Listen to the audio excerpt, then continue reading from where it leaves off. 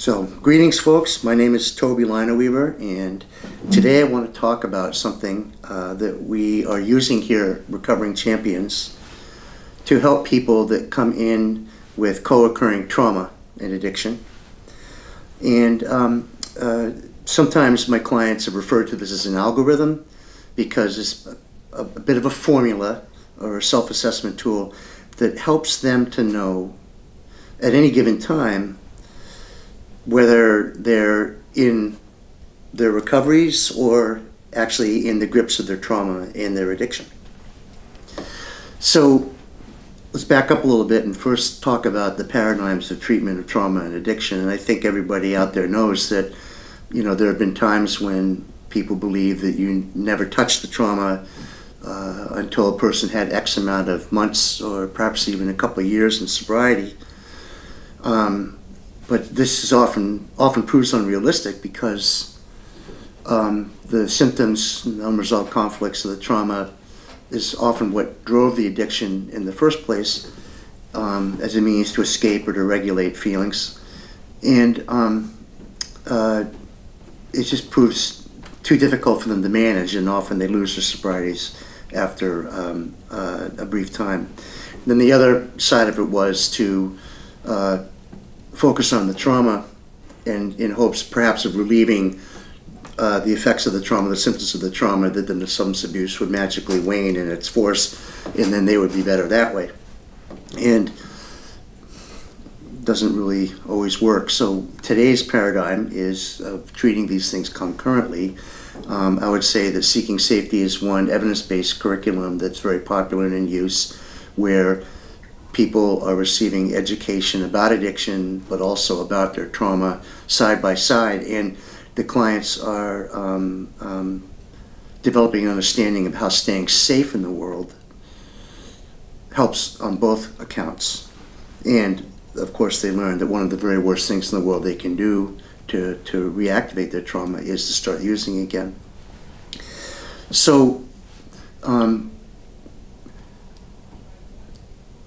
So we do offer Seeking Safety here, and with all of our clients we do approach the trauma and the addiction concurrently. You know, at PHP and IOP levels of care, you know, we're kind of the MASH unit and a little bit beyond that, and really what's on the front burner is getting their substance abuse and addiction under control. However, we provide psychoeducation and coaching and some encouragement, the development of simple coping skills based on these understandings to help them relate their trauma to their substance abuse and to come out of here with some sense of how to cope better. The algorithm is something we've developed here to help them do that. And what we say to them is this: those who build a self-care routine to help them stay sober a day at a time are actually doing many of the very same things that people need to do to cope with their trauma better and to stay more regulated and to feel safer. So in a way, what we're saying is, in a way, that you can, by staying sober a day at a time and applying these principles of self-care, which apply across domains, you actually are healing from your trauma without necessarily having to talk about it. What's most important is that you know what trauma is in the broadest sense, that what its effects are on human beings. There's many ways to get traumatized, but how human beings respond to trauma fall along a narrower band, and so people that are in a room, as long as they're talking about the effects of trauma and how they struggle with the effects of trauma, are much more on the same page than if they were talking about their stories. So the common denominator is how trauma affects all human beings. But we certainly do not want to get into what I would call abreactive work, or that is work that dredges up, you know, the feelings of the trauma and get people significantly dysregulated, because then they're most apt to use. And that's only one way some of our folks put themselves in the path of self-harm. So So here's how we go about it. So I have a page here, and I'll hold this up to the camera. It's probably not clearly visible, but on one side is what I call trauma and addiction, active behavior and thinking. And then on this side of the page is recovery, active thinking and behaving. And the line down the middle can just represent stuff that happens to everybody all the time out there in the world. And because the world and events that happen are what trigger our reactions or elicit our reactions.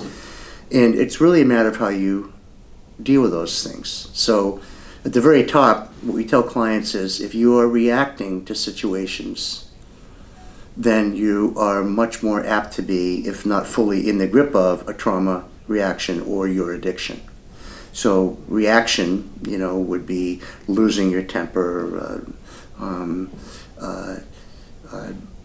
having a big running away. I mean, there's a lot of ways that we react, but you know, reacting though reflects running away from a feeling, whereas responding, which is over here, reflects something that's more thoughtful. It's engaging the rational brain, whereas reacting is just your emotional reaction. So, are you reacting or are you responding? And that's something we hear in the hallways all the time with clients speaking to each other. Dude, why are you reacting? You should be responding. Where's your thought process here?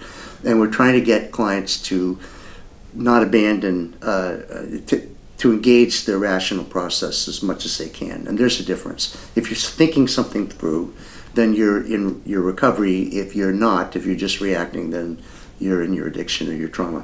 So the next thing on here would be survival versus coping behavior. Many of our clients, you know, will refer back to an age when they were first traumatized. Could be 8, 9, I don't know, let's pick 9 as an age. That what did they do to survive back then? And could be running away, could be hiding, it could be acting out in some fashion. But the surviving behavior helped survive back then, but as adults, it very often works across purposes.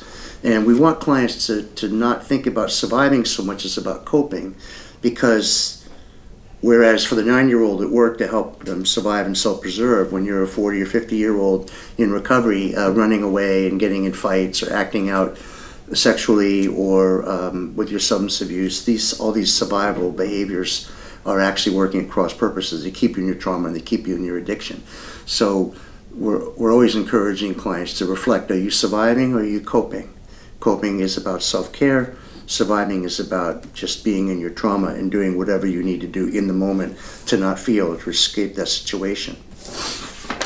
Similarly, we talk about the difference between comfort and relief versus safety.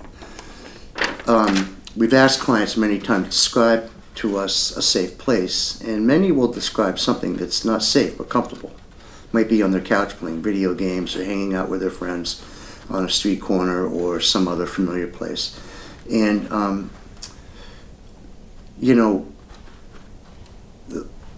hanging out with our friends that use being on the streets, being isolated alone at home is perfectly comfortable, but you're by yourself, and it's really not a safe place in respect to your addiction and also your trauma. You know, we tell clients all the time that when that baby gazelle gets separated from the herd, that's when the cheetah comes out and smokes it. And addiction is the same way. You need to be embedded in your herd, and therefore, you know, safety is about being connected, but it's often not comfortable. And there's a bit of a conflict of interest there. So we're encouraging clients to understand that safety, being safe, is not always comfortable.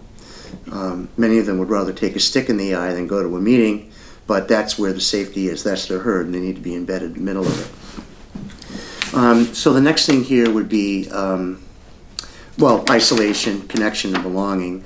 An environment of one person is the most non-threatening environment I think you can imagine, and I guess all you're alone with are your thoughts, which can be negative, but the addiction does definitely prey on those who are isolated and alone. Our thoughts become recursive, and there's no one to give us feedback or call us on a bullshit. there's just many things that are dangerous about it. And connection and belonging is really what human beings seek in their deepest hearts of hearts. But for those of us with trauma, who've been hurt by the people upon whom we placed our greatest trust, those are the ones who hurt us so. We're going to have a deep and profound ambivalence about being connected. But even so, we want to push people towards connection out of isolation, because that's where recovery is, and that's where healing is, and that's the direction we want to go. Is it easy? No, but it's vital. Broadly speaking, we want to talk about is what you're doing and how you're taking care of yourself harmful, or is it reflect self-care? Now, a lot can go in here. When I talk to clients about self-care versus self-harm, I want them to think about two environments. One is the external environment, and one is the internal. And then, of course, the behaviors that they might engage in. So self-harm would include some stereotypical things like cutting, and or it might include something like entertaining negative thoughts. It could involve letting yourself act out with angry behavior. Some clients, especially the younger clients, really are into their power struggles and their arguments and feel they have to win every point. And I point out to them every time that that's really self-harm.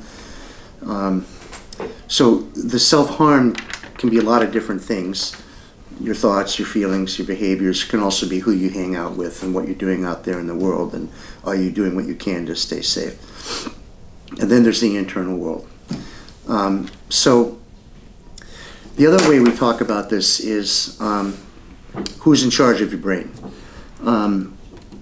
Some clients, when they're in a trauma reaction, are thinking and talking and presenting almost as if they were 9 years old. Not like they were 9, but as if they were, with many of the signature kind of statements that a 9-year-old would be, you expect developmentally for a 9-year-old.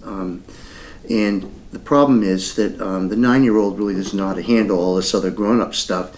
And when the 9-year-old is in charge, it's often very feelings-driven and very behavioral and very running towards self-harm or survival kind of behaviors rather than coping. And what we tell clients quite often is if the worst feelings you're having, you know, your big fear, you want to run, you want to pick up, you know, you're feeling out of control, that very often that's the feelings that you had way back then when you were 9 visiting you today, and that is how your kid felt. And although you may not remember, now you see. And so what we encourage clients to do is to think about who's in charge of the show right now, and not to sound too, I don't know, psychobabbly here, but we often encourage clients to parent that kid, knowing that when you can be compassionate and reassuring and firm and loving and set limits with any child, that they generally feel safer and they calm down and their behaviors and their feelings calm down. And the same is true for the kid inside of us. So we want our clients to not let the kid run the show, but to invoke their self-care and their rational brain and their mature self and tell that kid this is going to be okay. And they're not going to let any harm come to them. They're not going to abandon them. And just, it's going to be okay. And universally, the reaction we get is, I'm not going to sit there and talk to myself. People think I'm crazy. And it's like, oh, come on now. It's really, you know, how you talk to yourself on the inside. It's learning to manage your thoughts and feelings in a more adult way, but it involves recognizing the panic and the terror and the helplessness of the kid on the inside of you, which drives so much of this crazy behavior. Lastly, well, we've talked about it a little bit, just how you manage your thoughts and feelings. A lot goes into this in the groups and the therapies we do. A lot of clients will do something that I call feeding the monster, which is they'll have negative thoughts, and they'll just hold on to them and they'll wallow in them and stew on them and amplify them, and have this idea that because they feel this feeling that they have to feel it, and aren't able to reframe it or think it through with realistic thinking, or apply kind of a grown-up kind of an angle to it, and they get so wrapped up in the feelings that they end up using over it. So we're asking clients to ask themselves, are you indulging in these feelings? Are you feeding the monster here? What are you trying to do to take better care of your thoughts and feelings? Some will say that I like it when I'm angry. I feel powerful and I can get back at people, or it just feels kind of satisfying to go off on someone. But it's not self-care, it's self-harm. And in the end, you are the one who pay the price for that. And everybody admits that sooner or later, no matter how stubborn they are. So we have a lot of little tricks of the trade we use here. One I call catch and kill, where a client will identify a very common negative thought that they have, and they're going to catch it. So one client I had today was talking about, nobody likes me, and I don't belong. And that's not the kind of feelings and thoughts that a 9-year-old who's been picked on in the schoolyard would have. I don't know what is, but he has to identify that and catch it, and then he has to kill it by reframing it in some way. I know you felt this way before, and it was very painful, but just because you felt that way then doesn't mean it's true now. You have to reframe it in some mature, realistic way. And then they might follow it up with some kind of a script, which is to the effect of, it kind of realistically captures the situation in life right now, but maintains some of the hope that is realistic if they stay sober a day at a time. So catch, kill, and then repeating the script, So at the very bottom of this list, of course, is the biggest one of all. Are you using or are you staying clean? Because even, what I would say is that any one of these more minor ones begins a domino effect that ends up with us using, and then all is lost. At least in that moment, you got to rebuild again from the point of using. But as long as you're clean, there's always hope. And you are not only hoping for a better life, but you're also healing from your trauma. Because the most damaging thing you can do is to use. So clients use this to assess themselves. If they identify one or another of these that they're doing, they realize that they're on the wrong side and they try and get over on the right side of it. And here's how clients are kind of self-assessing in this kind of algorithmic way, how they're doing in respect to managing their trauma and their addiction. So, invite your comments, and good to talk with you. Thank you very much.